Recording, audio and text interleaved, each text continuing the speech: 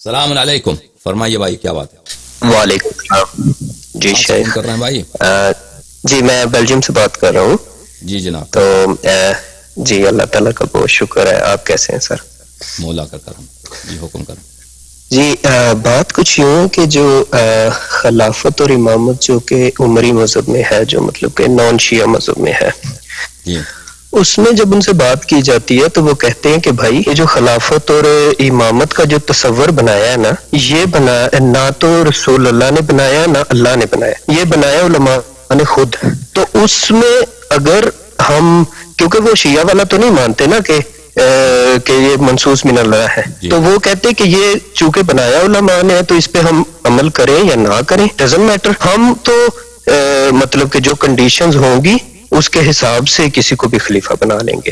3 طریقے ہیں، وہ ریکمنڈیشنز ہیں، لیکن وہ ایسا نہیں ہے کہ وہ اگر نہ کریں گے تو وہ کافر ہو جائیں گے. دیکھیں بات ایک حد تک ان کی صحیح ہے کہ اللہ اور رسول صلی اللہ علیہ وسلم کی نہیں ہے، علماء نے بنایا. بات یہ صحیح ہے کہ علماء نے بنائی، اور لیکن ان کو یہ بھی کہنا چاہیے کہ جو چیز علماء بناتے ہیں اگر اللہ اور رسول نے اس کا حکم نہیں دیا ہے، اور اللہ اور رسول صلی اللہ علیہ وسلم نے اس کو حکم نہیں دیا، تو کیا اللہ اور رسول صلی اللہ علیہ وسلم کا ایسا کوئی اجازہ ہے، کوئی اذن ہے کہ علماء ایسی چیزیں بنا سکتے ہیں؟ وہ ہمیں دکھاؤ. اگر وہ بھی نہیں ہے نا، اگر کوئی اتھارٹی علماء کو دی گئی ہے کہ بھئی یہ دین ناقص ہے، اس دین میں بہت ساری چیزیں، میں پیغمبر ہوں آپ کا، یہ قرآن ہے، میں نہیں بتاتا، آپ بعد میں اس دین کو کامل کیجیے، اگر ایسی کوئی بات ہے وہ ہمیں دکھائیے. اگر نہیں، اللہ اور رسول صلی اللہ علیہ وسلم کا بہت واضح فرمان ہے کہ میرے دین میں کوئی کچھ داخل نہ کر سکے. کوئی اس دین میں کوئی داخل کرے کوئی بات جو اللہ اور رسول صلی اللہ علیہ وسلم کی نہیں ہے تو وہ بدعت ہے، وہ کفر ہے، وہ ضلالت ہے، وہ باعث خلود فی النار. تو یہ جو اعتراف کرتے ہیں کہ علماء نے بنائی، ان کی بات صحیح ہے، علماء نے بنائی، لیکن علماء کوئی اتھارٹی نہیں ہے کہ وہ کسی چیز کو دین میں داخل کریں، بلکہ علماء اس بات کی سختی سے منع ہے کہ کسی چیز میں دین میں داخل نہیں کر سکتے. جی جناب سمجھ میں آئی نا بات؟ آپ اور حکم کریں. سر لیکن یہ تو وہ دین کا حصہ مانتے نہیں نا، کہتے یہ تو دنیاوی چیز ہے. جب تک جو ہم سے بات ہوئی ان کی، نہیں ہم ان سے پوچھتے ہیں کہ وہ آپ نے ہمیں دکھایا تھا کہ وہ ان کے علماء کہتے ہیں کہ وہ دین اور دنیا میں رہنما ہوگا، لیکن وہ کہتے ہیں کہ یہ ایک دنیاوی چیز ہے، تو دنیاوی چیز آپ ان 3 طریقوں کے علاوہ کسی اور طریقے سے بھی بنا لیں تو یہ دین کا حصہ ہی نہیں ہے، دین میں ہے ہی نہیں. تو اور ہم دلیلیں دیتے ہیں کہ بھائی دیکھیں یہ نبی نے بنا. جی یہ ابو بکر کی خلافت، کیا یہ ابو بکر کی خلافت یہ شرعی ہے یا غیر شرعی؟ دیکھیں اگر یہ شرعی ہے تو شریعت میں اس کی دلیل ہونی چاہیے. اگر شرعی نہیں ہے تو بات ہی ختم. جی اگر یہ نہیں کہتے کہ یہ دنیائی مسئلہ ہے، یہ نہیں کہتے، ان کے علماء دقل نہیں کہتے، عوام کہتے ہوں گے، عوام کوچہ بازار میں بہت کچھ کہتے ہیں.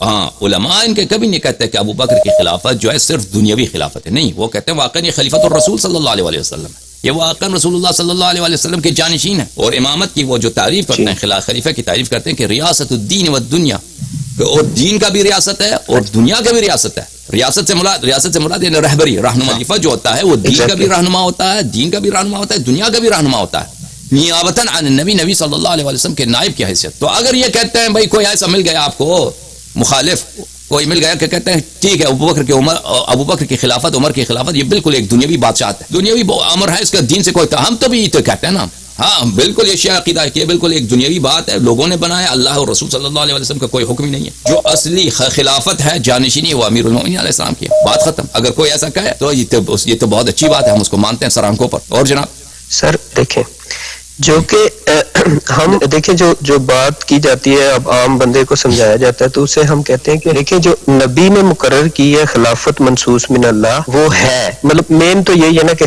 خلافت اللہ کی طرف سے ہے، تو وہ اس بات کو تسلیم نہیں کر رہے کہ یہ اللہ کی طرف سے ہے. ہم انہیں آپ والی ساری دلیلیں دے وہ پھر بھی نہیں مانتے، وہ کہتے نہیں یہ دنیا میں لوگوں نے جمہوریت ہے بھائی، یہ صرف اس میں مسئلہ رہ گیا، باقی تو وہ سب مانتے ہیں کہ بھائی حضرت علی کا سب سے زیادہ علیہ السلام. یہ جھوٹ ہے کہ اگر یہ کہیں کہ ہمارے ان کے مذہب میں جمہوریت ہے، کوئی جمہوریت نہیں ہے، کوئی اکثریت کی بات نہیں کہ اگر اکثریت کسی کو چنے.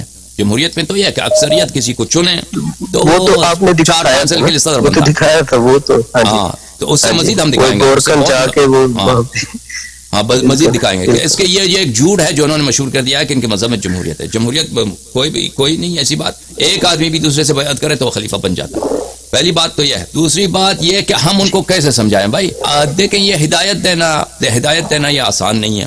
بہت سارے لوگ ہوتا ہے ان کا تعصب ہوتا ہے، وہ اپنے تعصبات میں، یعنی دیکھیں حضرت موسیٰ علیہ السلام تشریف لائے، انہوں نے معجزات دکھائے، انہوں نے کیا کام نہیں کیا. وہ بھائی فرعون کے سامنے انہوں نے اپنے عصا پھینک دی، لاٹھی پھینک دی، وہ اژدہا بن گیا. اژدہا نے سب جادوگروں کے جادو کا لیے، وہ بہت ہاتھ جیب سے نکالتے تھے تو ہاتھ کیا ہوتا تھا، بالکل چمکتا ہوا تھا. اشارہ کیا پہاڑ پڑ گیا. تو اس کے باوجود فرعون جو ہے ایمان نہیں لایا، اور ان کا اپنا قوم جو اپنے صحابی تھے انہوں نے ان کے ایک 40 دن کے لیے وہ پہاڑ پہ گئے تو انہوں نے بچڑے کی عبادت شروع کی. ہمارے پیارے نبی صلی اللہ علیہ وسلم تشریف لائے، ان کے زبان سے لوگوں نے کتنے معجزات، کتنے ہدایتیں سنی، کتنے دلائل سنے، کتنے معجزات دیکھے. شق القمر کیا ان کے لیے، کنکر ہاتھ میں لیتے، کنکر ان کے ہاتھ میں تسبیح پڑھتے. معجزات بہت ہیں ہمارے نبی صلی اللہ علیہ وسلم. اس کے باوجود بہت سارے لوگوں نے ایمان نہیں لایا، بہت سارے لوگوں نے ایمان نہیں. یہ اگر وہ ایمان نہیں لاتے تو اس کے بعض اسباب یہ ہوتے ہیں کہ نفسیات میں تعصب ہوتا ہے. بعض یہ ہوتا ہے کہ بہت سارے لوگوں کو پرواہ نہیں حق کا. جیسے مثلا ایک شخص شراب پیتا ہے، وہ شراب اس کو پتا ہے کہ حرام ہے، یہ گناہ ہے، انسان جہنمی، یا نماز نہ پڑھے تو انسان جہنمی بنتا ہے، لیکن پرواہ نہیں ہے نا، پرواہ ہی نہیں ہے. ایسا غفلت انسان کے دل میں چھا جاتا ہے کہ انسان کو پرواہ نہیں رہتا. تو اسی طرح میرے عزیز، جو لوگ نبی کریم صلی اللہ علیہ وسلم کی نصوص کو دیکھ کر اس کے باوجود وہ ایمان نہیں لاتے، انہیں تصدیق نہیں کرتے، تو اس سے آپ کو دھچکا نہ لگے. یہ کوئی نئی بات نہیں ہے. ہم سے پہلے انبیاء علیہم الصلوۃ والسلام کے اکثر مخاطبین ان پہ ایمان نہیں لاتے تھے. اکثر ان کے اس زمانے کے لوگ جو ہوتے تھے معجزات دیکھتے تھے، ان کا استدلال دیکھتے تھے، اس کے باوجود ایمان نہیں لاتے تھے. تو اس کی وجہ یہی ہے، ایک تعصب ہوتا ہے گناہ کرنے کا جو مزہ ہے، گناہ کرنے کا جو عیش ہے ان کے دلوں میں ہے، اور اس کے علاوہ غفلت ہے عزیز. اس کا مطلب یہ نہیں کہ ہمارے دلیل میں کوئی کمی ہے. سمجھ میں آ رہا ہے نا بات آپ؟ سر میں جی سر، آخری بات یہ ہے کہ میں بات کر رہا ہوں دوستوں کی. مطلب میں کچھ بھی اتنا جو زندگی گزاری ان کے ساتھ، تو کچھ بھی بول دو اس پہ یقین کر لیں گے. لیکن جب کوئی دین کی اس طرح کی بات آئے گی تو وہ کہتے ہیں کہ بھائی یہ آپ تو تعصب سے بات کر. حالانکہ میں پہلے سنی تھا، میں بعد میں شیعہ ہو گیا ہوں. تو وہ پھر بھی وہ کہتے نہیں بھائی دکھا دو. جب دکھا دی جاتی ہے کہتے نہیں ہم مولوی صاحب سے پوچھ کے آئیں گے. تو وہ مولوی صاحب آگے سے پتہ نہیں کیا بتاتے ہیں، وہ پھر نکل جاتے ہیں ادھر ادھر. جیسے میں نے انہیں بتایا، میں کہ جو پہلے 2 خلفاء ہیں انہوں نے اپنے دور میں بین لگا دیا حدیث کو بیان کرنے میں نا، مدینہ میں بین لگا دیا. اب اس بات پہ 4-5 لڑکے بیٹھے ہوئے تو اتنے متاثر ہوئے کہ بھائی یہ ہو ہی نہیں سکتا، وہ کیسے لگا سکتے ہیں، وہ اتنی بڑی ہستی ہیں. تو پھر میں نے انہیں دکھایا کہ یہ ایسے لگایا نا، تو پھر بھی وہ نہیں مان رہے تھے. میں کہ یار اب میں کیا کر سکتا ہوں، بس ٹھیک ہے، میرا تو یہی کام تھا. عوام کے لیے تو مشکل ہوتا ہے نا یہ باتیں جو آپ کہتے ہیں. ان کے ذہنوں میں دین کا کوئی ایک اور ہی تصویر ہے ان کے ذہنوں میں. تاریخ کی ایک بہت ہی غلط تصویر ہے عوام کے ذہنوں میں ہے کہ تاریخ اسلام کی ایک غلط تصویر ہے. اگر آپ اس کے حقیقی تصویر پیش کریں، بہت سارے لوگوں کا بات آپ کی صحیح ہے کہ یہ یقین نہیں ہے. ٹھیک ہے نا. آپ یہ تھوڑا حدیث کا جو بین لگا ہے اس پہ تھوڑا اگر زیادہ بتا دیں تو بڑی مہربانی ہوگی. انشاءاللہ بہت مہربانی. خدا مہربانی. ان کا جواب یہ ہے، حدیث کے بیان کے متعلق کا جواب یہ ہے میرے عزیزو، کہتے ہیں کہ ابو بکر کو، عمر کو، بالخصوص عمر کو یہ ڈر تھا کہ قرآن حدیث سے جو ہے مل جائے گا. ایک طرف سے یہ کہتے ہیں کہ صحابہ اتنے عالم تھے، سب قرآن کے حافظ، سب ان کے دلوں میں نبی کریم صلی اللہ علیہ وسلم کی تربیت کی وجہ سے اتنا علم ہے. اور دوسری طرف سے یہ کہتے ہیں کہ صحابہ ان میں اتنی وہ نہیں تھی، تمیز نہیں تھی کہ اگر وہ حدیث نقل کرتے ہیں تو پتہ نہیں چلتا کہ حدیث ہے یا قرآن ہے. وہ قرآن جو ہے حدیث میں داخل ہوا، حدیث قرآن میں پتہ مکس ہو جاتا ہے، پھر پتہ نہیں چلتا. اسی لیے قرآن بچانے کے لیے حدیث کو جو ہے انہوں نے ضائع کیا.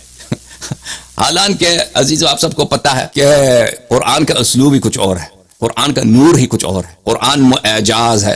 ان کنتم فی ریب مما نزلنا علی عبدنا فأتوا بسورۃ من مثلہ. اگر تم کو شک ہے کہ میرے حبیب صلی اللہ علیہ وآلہ وسلم پہ یہ ہم نے نازل کیا ہے، یہ اللہ کی جانب سے نہیں، تو ایک ان کی چھوٹی سورت، ایک سطر ہے، بسم اللہ الرحمن الرحیم انا اعطیناک الکوثر فصل لربک وانحر ان شانئک هو الابتر. ایک سطر ہے، اس جیسا ایک لے کے آؤ. کوئی نہیں لے کے آ سکتا. نبی کریم صلی اللہ علیہ وآلہ وسلم کے کلام میں اس طرح کوئی تحدی نہیں ہے. کوئی جھوٹی حدیث بنا سکتا ہے لیکن قرآن کوئی نہیں بنا سکتا. قرآن کوئی نہیں.